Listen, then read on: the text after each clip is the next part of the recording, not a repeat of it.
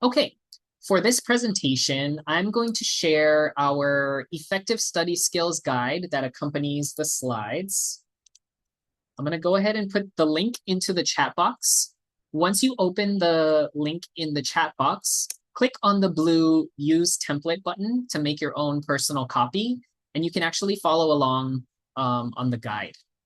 And throughout the presentation, I'll actually be prompting you to think about your own studying and how you can improve it using the different strategies that we'll be mentioning. So I'll prompt you throughout the presentation and give you a short amount of time to free write on specific topics, and then to share what you've written with the rest of the group in the chat box. There's no pressure to share what you've written, but if you want to, it can help others in the presentation get additional ideas for themselves. And whatever you write down on your own study skills guide, you can use those responses in the future to improve your studying. So here's our agenda for today's session. We'll start off with some introductions, then we'll describe the study cycle, which is an effective and an ideal way to study based on research. We'll talk about study preparation, why that's important. And finally, we will talk about two highly effective study strategies, which are distributed practice and active recall. So first, I want to get to know a little bit more about you. And I realized that we have a fairly big group with us today, about 19 folks in the Zoom meeting. So if you could, in the chat box, please tell us your first name, your home campus, your major in college if you have one, and one thing you currently do to study. And while everyone is working on typing things into the chat box, I'll just introduce a little bit about myself. So again, my name is Sutherland. I'm the CAPICO coordinator here at WCC. But prior to that, I was actually a student here at Windward Community College. So I got my AA degree in liberal arts.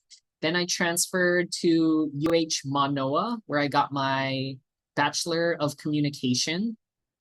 And from there, I continued at Manoa and got my Master of Public Administration. So I see some folks introducing yourselves in the chat box. So thanks, Benjamin. Hi, Peter and Lycan. Hi, Kaulana and Amanda. Hi, Titus. Hi, Star. Hi, Rena Rose. I hope I'm pronouncing that correctly. And someone mentioned active recall in the chat already, which is excellent. Let's see, what else did folks mention? One person mentioned Quizlet, which is great. Another mentioned writing out their notes and reviewing lectures. Okay. Another person wrote labeling, especially for anatomy and physiology. So printing out sheets and then putting them into clear sheet protectors and then writing on them using Expo or dry erase markers. That's a great study strategy, by the way. Someone else mentioned online tutoring and Quizlet, which is excellent. And another person mentioned that they're going to start group studying too. Okay, great. So all of you are already using some excellent strategies for your studying. So hopefully this presentation will reinforce things that you already know, but maybe also give you some extra tips that you can implement. So thanks everyone for introducing yourself. It's great to just know a little bit about who is joining us today.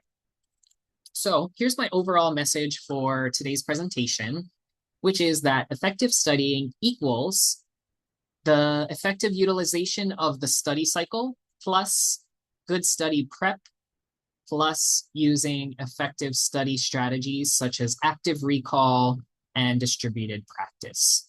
So let's actually dive into each of those pieces individually. So first, we're going to start with the study cycle and its 5 different stages. So what you're seeing on the screen right now is the actual study cycle.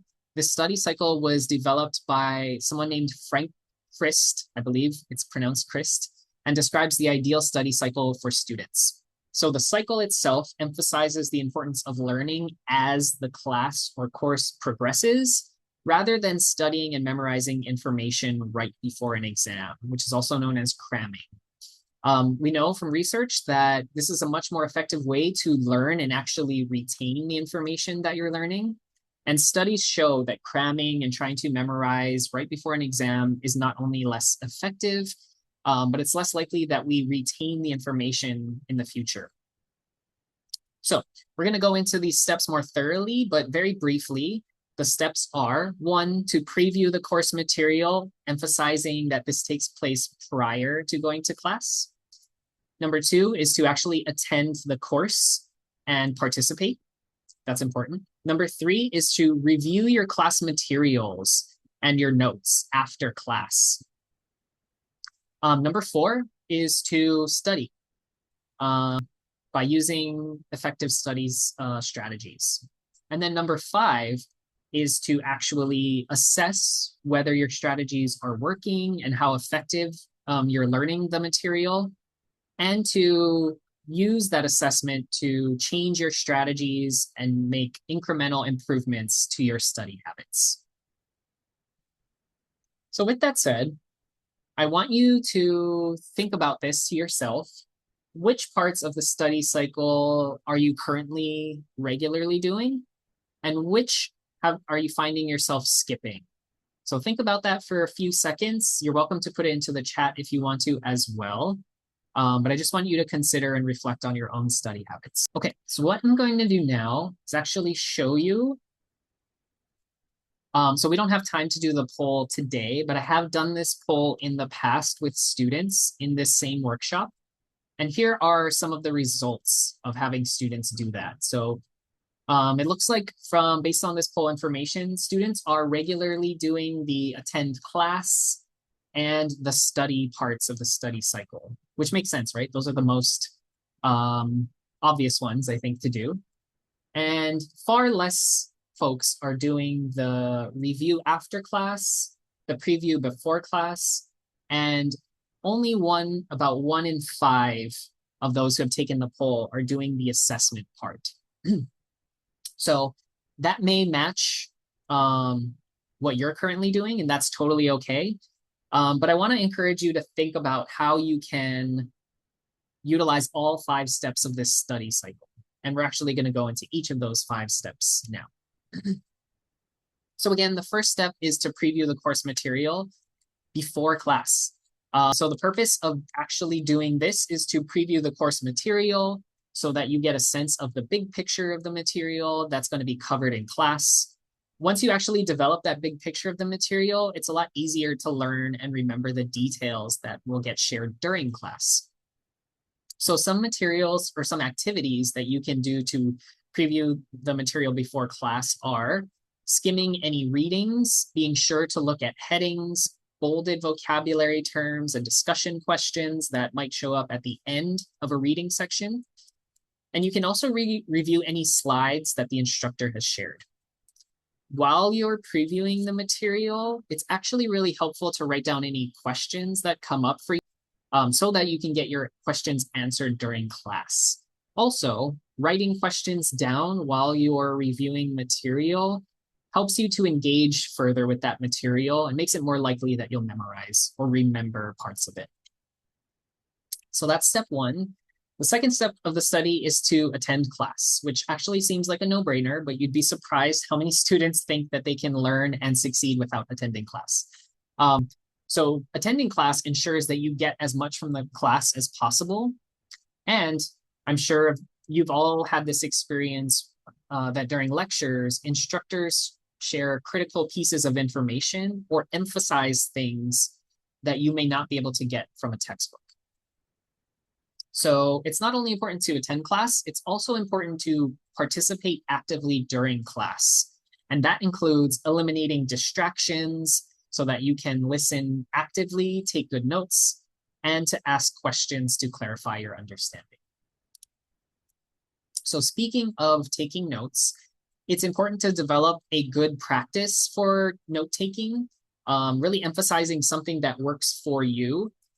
So taking notes not only helps you focus your attention on the material during class, but your class notes actually become one of your main study materials and are very effective at being a study material when it's done correctly.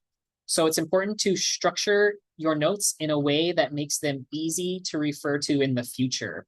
Sometimes students get into the habit of writing notes that they think they'll be able to interpret later. And so they forget to include important details. And then when they go back to revisit their notes, they're far less helpful with having students study and remember that information. So there are different styles of note-taking. One effective method of note-taking is called Cornell note-taking method, the Cornell note-taking method, which is on your slide to the right. And on the next slide, I'll play a short video that explains it further. But with that said, you will want to consider the format of your notes, whether you prefer handwritten or digital. There is research that suggests that handwriting your notes helps you remember information better. However, digital notes tend to be easier to organize and revise. And so there's pros and cons for each. And those are important considerations for you. Personally, I prefer digital notes because I can type way faster than I write. And I like to be able to very easily change the format of my notes after I take them. But this is, of course, going to be a personal choice that's up to you. Finally, something important to remember about note-taking is that you never want to write down everything that the instructor says or puts on their slides. So you really want to focus on noting the main points that the instructor is describing. Okay, I'm going to play a short video on Cornell notes, just so you have an idea of what they are and how you can utilize them in your own note-taking practice. The Cornell note-taking system was made popular by Walter Pauck, an education professor at Cornell University. Cornell notes are helpful in class, while reading textbooks, and when using online resources. Start by labeling your page, then divide it into 3 sections: notes, cues, and summary. No matter where you're using them, the basic idea behind Cornell notes is that you have a place to write down facts, write down questions, and summarize what you've learned. The Cornell Notes format allows your brain to work in several different ways, so it can help you understand and retain information. The format is more flexible than you might think. Try out different aspects of this system and see what works for you. Okay, so that is Cornell note-taking. One thing I really like about Cornell note-taking above other methods for note-taking is that it really lends itself well to studying because it separates notes into cues and facts. So you can very easily look at the cues in terms of determining what important concepts maybe were covered in class. And then the other part of Cornell note-taking that I think is really powerful gets at the third step of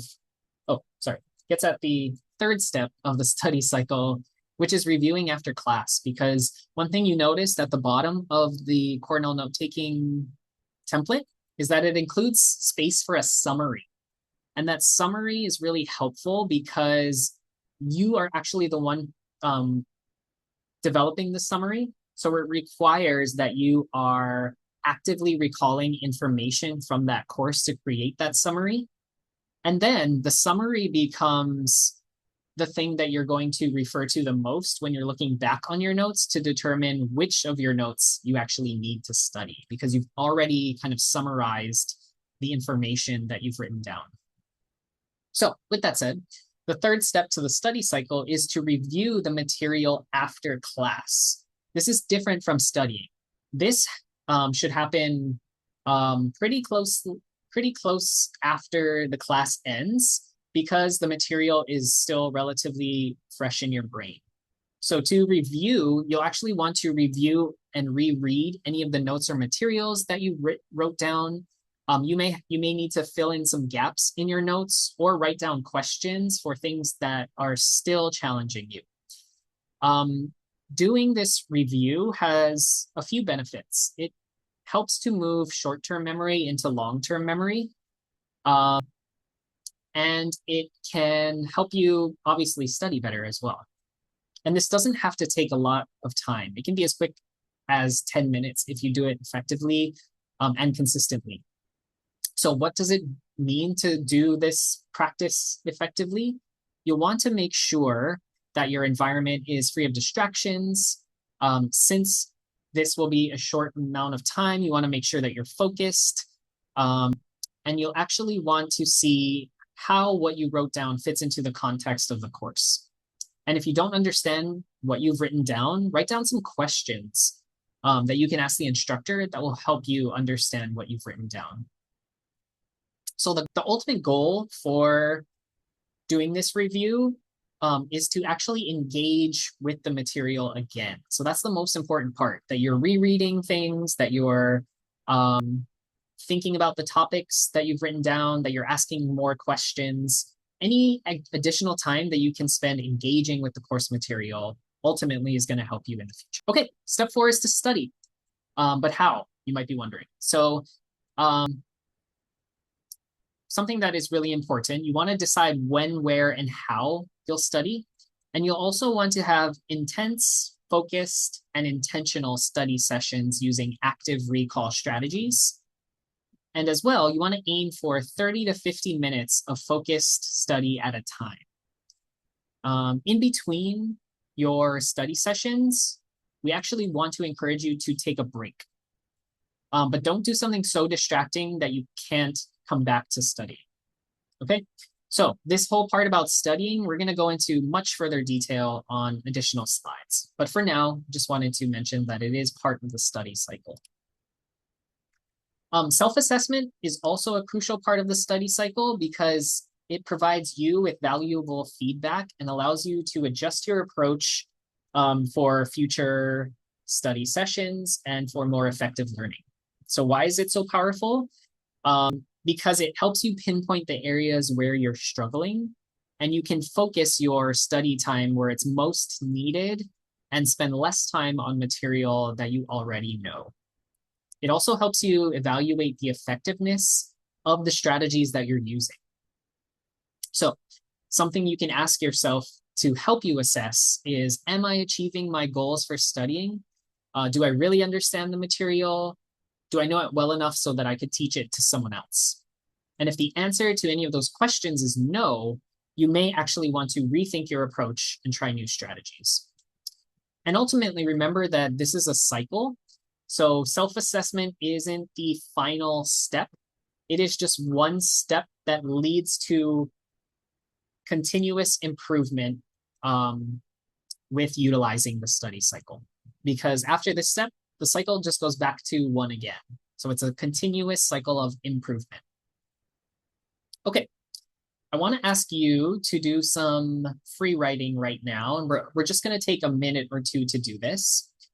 So on your study guide, your personal copy, write down how you will implement the study cycle moving forward with your studying. So maybe something that you will try differently, a new approach, or maybe one of the steps that you haven't previously done, you will do moving forward. So go ahead and write down a little bit about that. And then if anyone has finished writing and feels comfortable sharing, go ahead and share what you've written down in the chat box so that others can see how you're going to implement the study cycle moving forward. Okay, hopefully you've at least written something down for that prompt. No worries if you don't want to share with the group. But I do want to move on. So next we're going to go into, oh, actually someone just added to the chat. I will implement writing down any questions I have for the instructor during lectures. I also will plan out my study time better. Excellent. Those are 2 great changes to make for the study cycle. Again, feel free to continue adding to the chat. But for now, I'm going to move on to the next section, which is going to briefly discuss study preparation for effective studying. It's important to think about a few things that we'll get into. So one of those things that is really important is your study environment. So when you're setting up your study space, it's important to create an environment that is both comfortable for you and conducive to productivity. So you want to balance those two things, right? You don't want to make it so comfortable that you're not productive, or you don't want to make it a space where you're only focused on productivity and your comfort gets forgotten about. So everyone has different needs and preferences. So it's important to identify what might distract you personally and find ways to minimize those distractions. So personally, just a side note, something that is highly distracting to me that is not distracting to other people is complete silence. So I actually have a fan in my office that I turn on for white noise. And then sometimes I put on white noise as well on my work computer because silence is so distracting for me. But I know, that's something that is specific to me, and not everyone feels that same way. So some common considerations you'll want to make about your study environment are the space itself. Make sure it's tidy, organized, and appropriately sized for whatever you need to do. Noise, whether it's too much, too little, or the wrong kind. You want to be mindful of electronics like mobile devices and TVs, which can distract you. Proper lighting is also important, as well as the climate, the temperature, and the comfort of a space. And of course, consider how other people in that space may impact your concentration. Some other considerations that can enhance your study environment might be incorporating elements that inspire you. So it might be something like a motivational quote, a photo, a plant, different lights, aromas that might help you focus, or even having snacks nearby. So with all of that said, I want you to consider what your ideal study environment will look like, and go ahead and write that down in your study guide. So think about those different considerations like the space, the noise, other people, and go ahead and just jot down some things that would help you to study better. So someone wrote in the chat, I find it hard studying in a library setting. That doesn't quite work for me.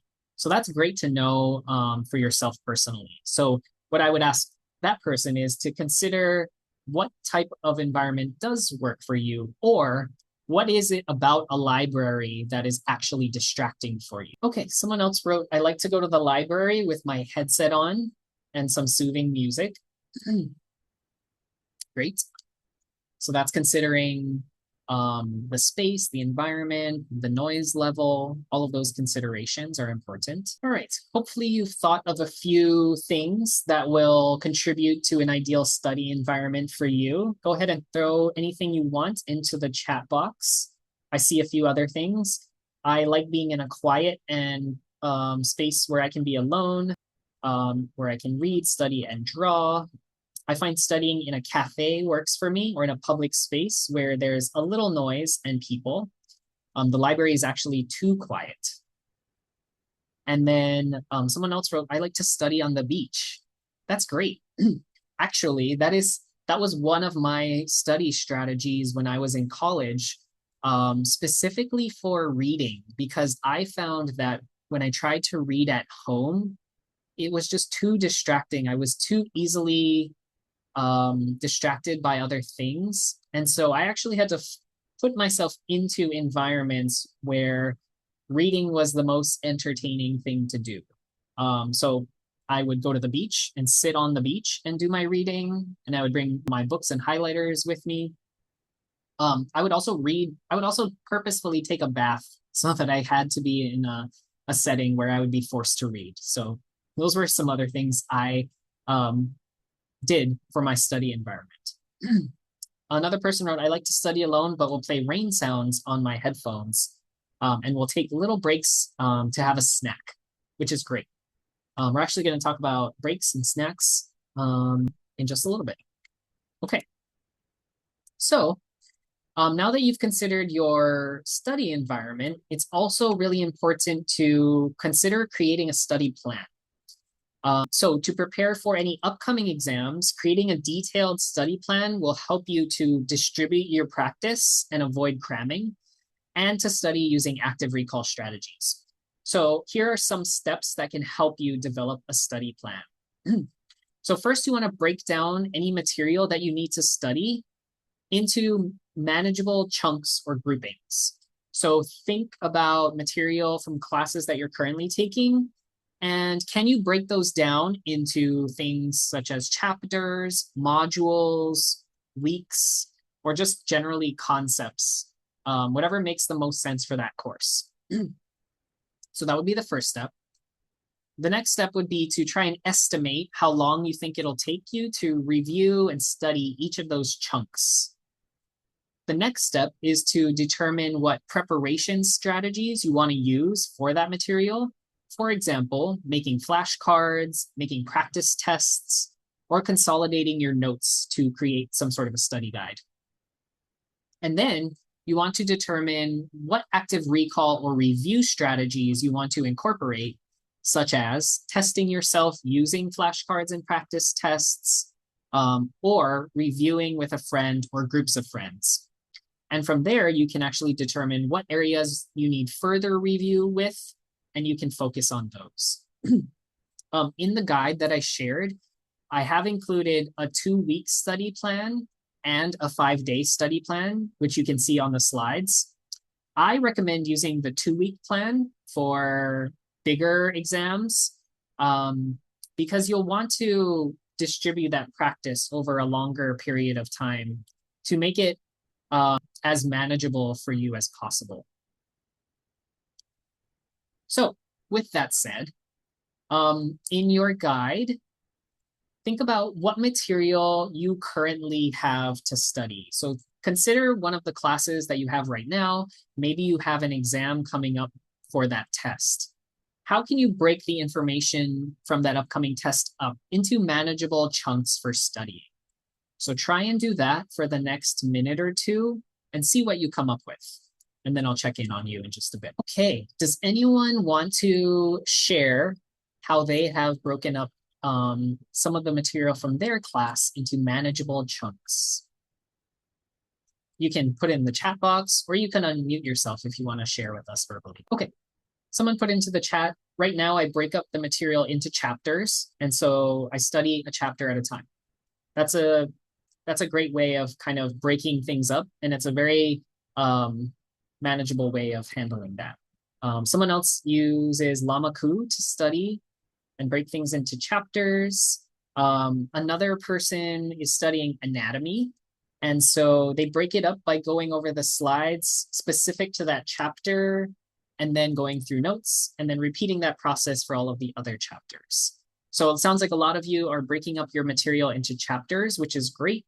There are other ways you can break things up, such as modules, or by concepts as well. So something to think about as you create your own study plans. How are you going to break things up in manageable ways that you can study over a longer period of time? Okay, so after you've created the study plan, or while you're creating your study plan using distributed practice, it is really helpful to develop SMART goals for your study sessions, because they narrow down what you want to study, and it helps you stay accountable and determine if you're studying effectively. Because at the end of your study, you can refer back to your goals and determine, have I achieved these goals or have I not? Okay. I hope everyone here is familiar with the SMART acronym. But if you aren't, very briefly, I can go through what each of the letters stand for. So S stands for specific. So when you're writing a goal, this would be, what specifically do I want to accomplish during this study session? The more specific you can make it, the better. The M is measurable, and that is, how will I know that I've accomplished this goal? If you cannot determine that by reading the goal itself, then it's not measurable. A is for actionable, or what actions do I need to take? Realistic is pretty self-explanatory. Is it realistic given the time constraints and the amount of material I need to study. And then T, which is timely or time bound, is very important because it establishes a time frame for that goal.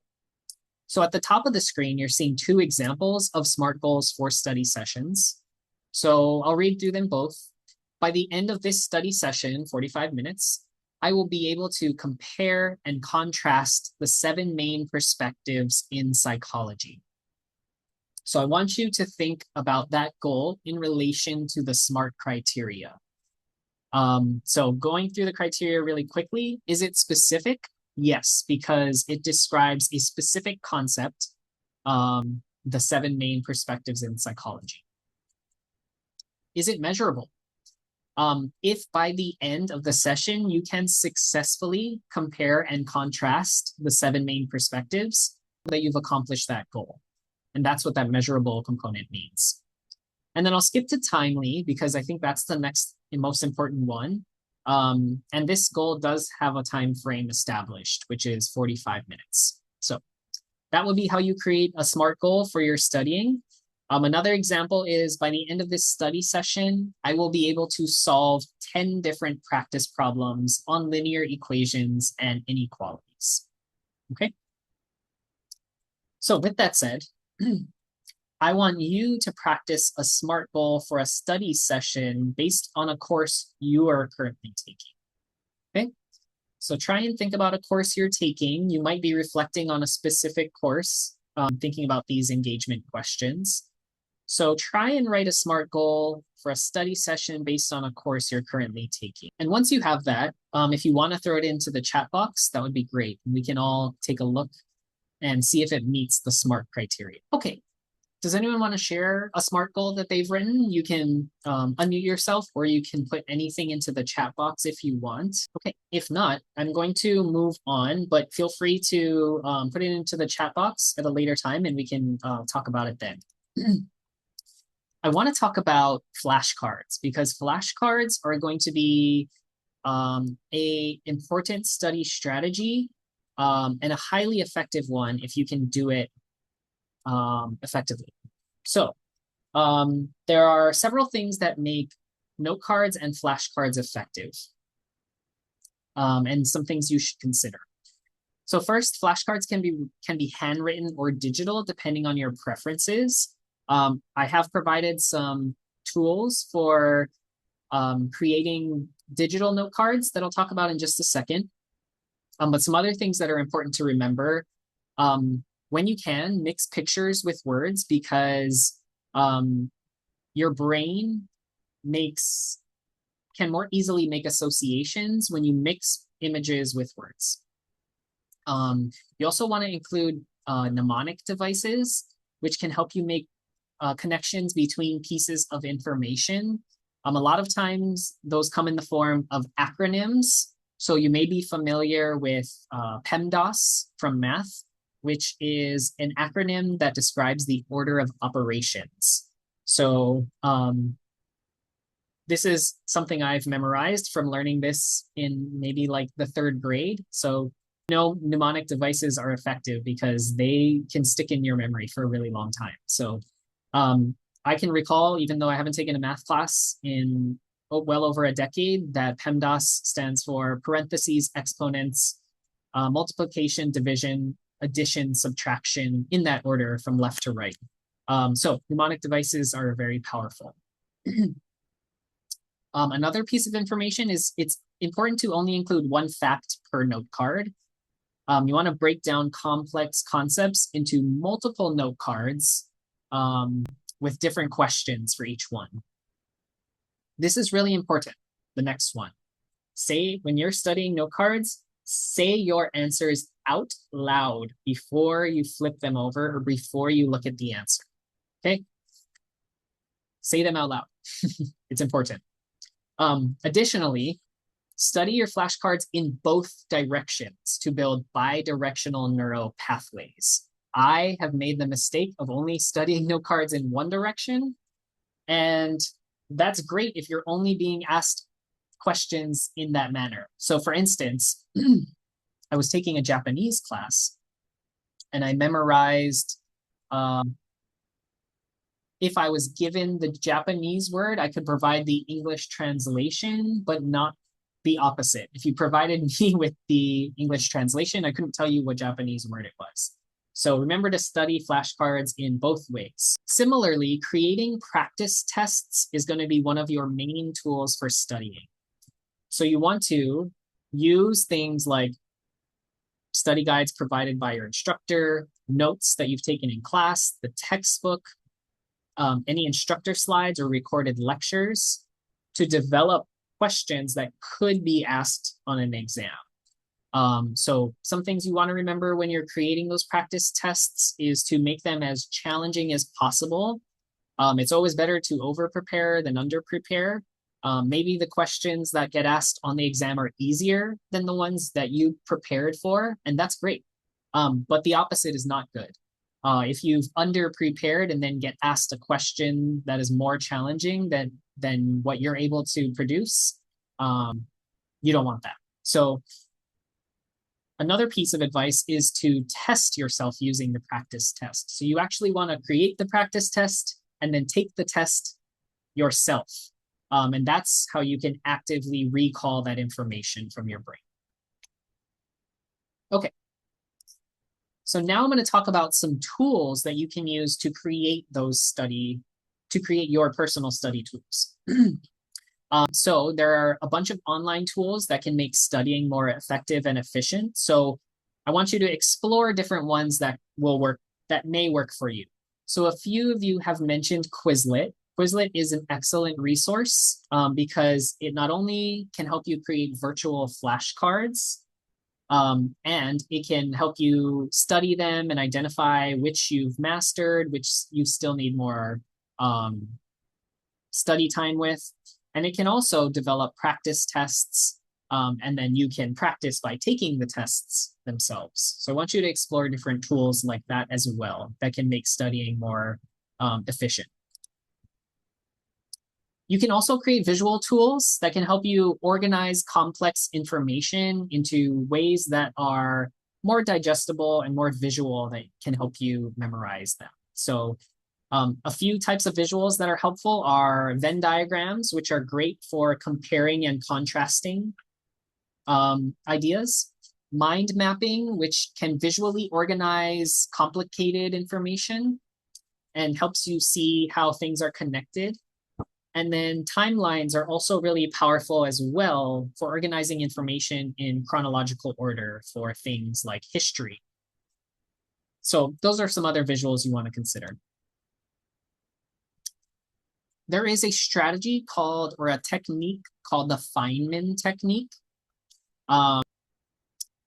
In essence, it says that the best way to master something is to teach it, or the best way to know if you've mastered something is to teach it.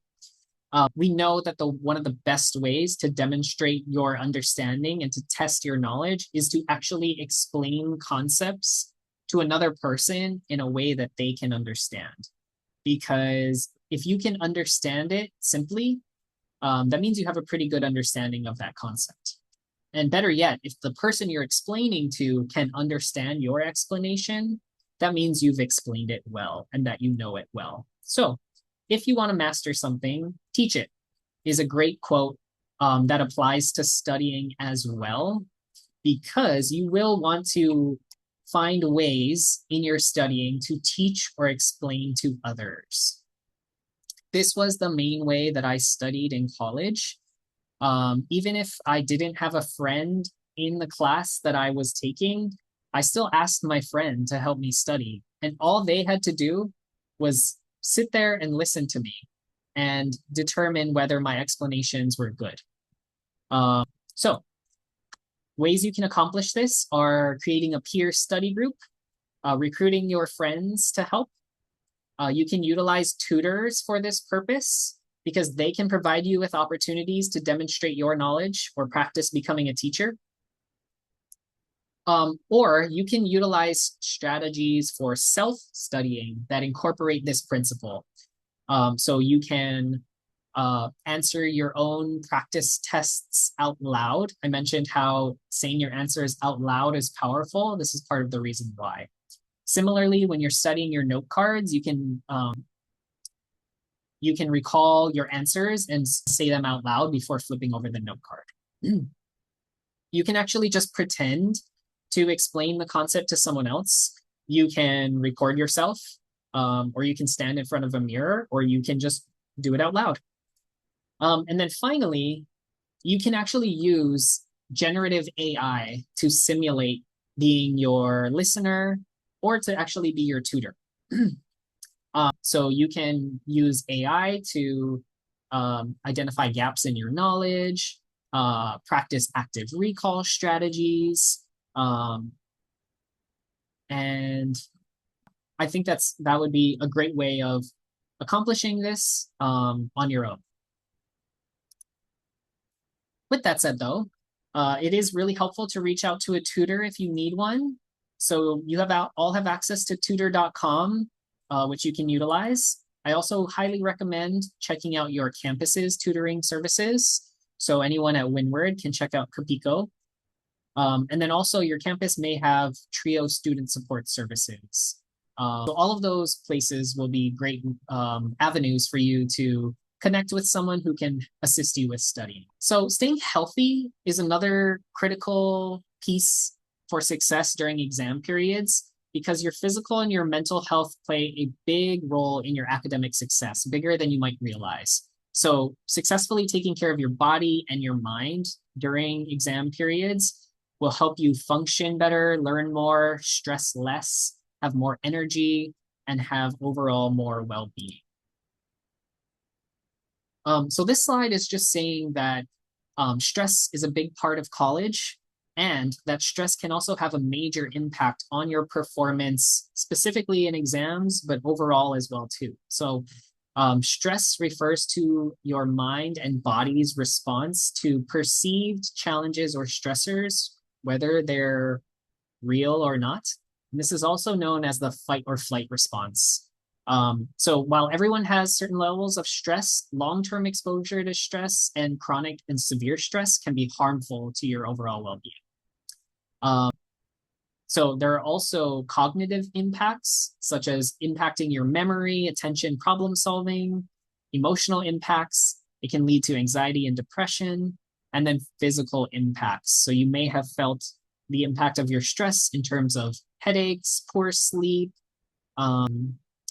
more likely to get sick, and also gut issues. So with that said, we want to encourage you to take breaks and to take care of yourself, especially during exam periods or while you're studying. So make sure to stay physically active, eat well, get enough sleep.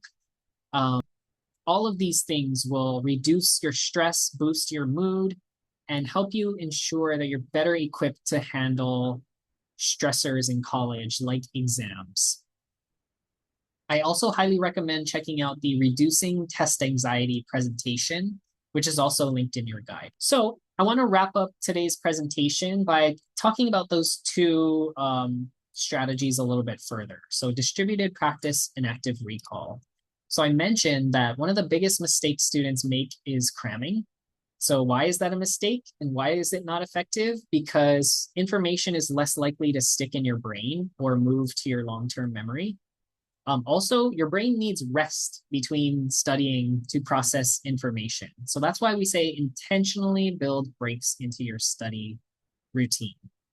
Also, cramming just leads to more stress and it overwhelms you. So it actually negatively impacts your ability to study, learn, and remember the information you need. So instead, you should use distributed practice, which is when your learning, studying, or practice occurs over multiple sessions over a longer period of time.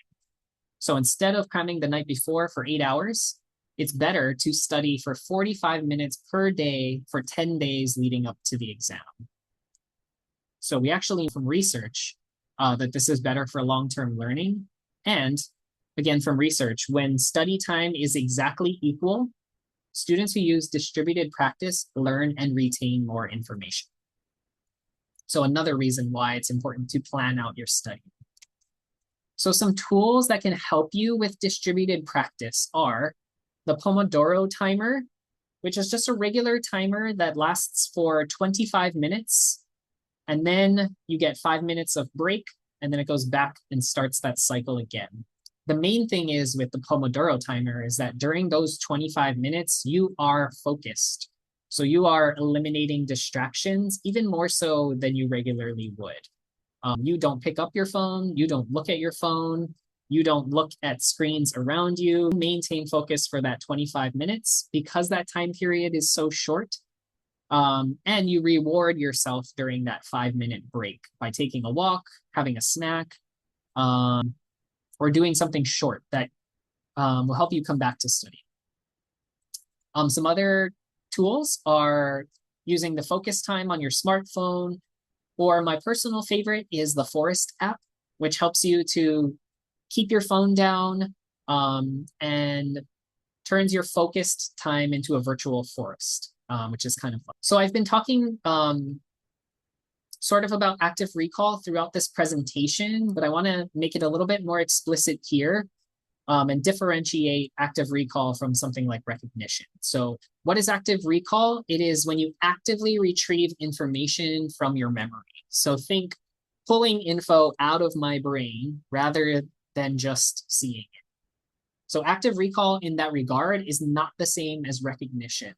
Recognition is a passive strategy that is, oh, I remember seeing this before, and I could probably answer a question about it on the test. Rather than active recall is seeing a piece of information and asking yourself questions like, what is this and how does it work? So going a little bit further into that, active recall strategies include things that I've mentioned like flashcards and practice test, creating visual tools, self-testing out loud, study groups where you're teaching and explaining to others, and then predicting exam questions and answering those exam questions. All of those are going to be significantly more powerful and effective study strategies than the other things you're seeing on this slide, which are passive review strategies. So passive review strategies are things like simply rereading your notes, rereading the textbook, rewatching a lecture, or just highlighting and reading. So you want to actually, if you're going to be highlighting and reading, you want to also incorporate an active recall strategy alongside it. So that could be something like highlighting and reading and then summarizing what you've highlighted and read. Okay, so I just wanted to differentiate that for you really quickly. Okay, so I know we're getting to the very end of our session.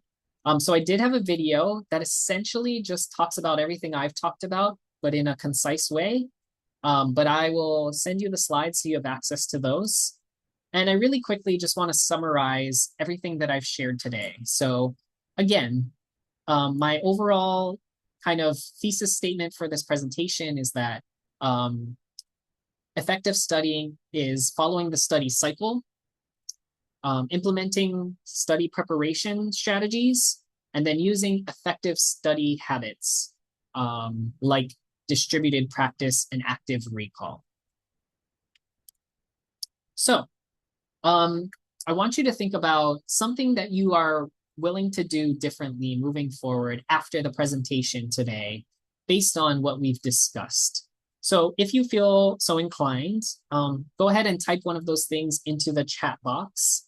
And I'm going to show you how other students have responded to this question in the past. So some of the things they've said are creating a study schedule, using flashcards, and taking regular breaks, making practice tests out of my notes, distributing my study instead of cramming.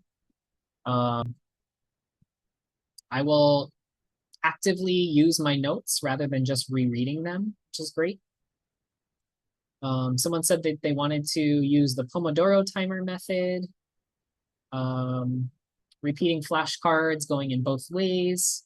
So all kinds of different strategies that folks have mentioned in the past. So as you're thinking about that, I just wanted to say mahalo everyone for attending today's Success Connection workshop. We do have additional workshops at this link that I'll share in the chat box as well if you want to RSVP for those. And then please do complete the feedback form so that we can improve our workshops and offer more topics that are of relevance to you. So with that said, I just want to say mahalo everyone for your time today. Thank you so much for joining, and we hope to see you at a future Success Connection workshop.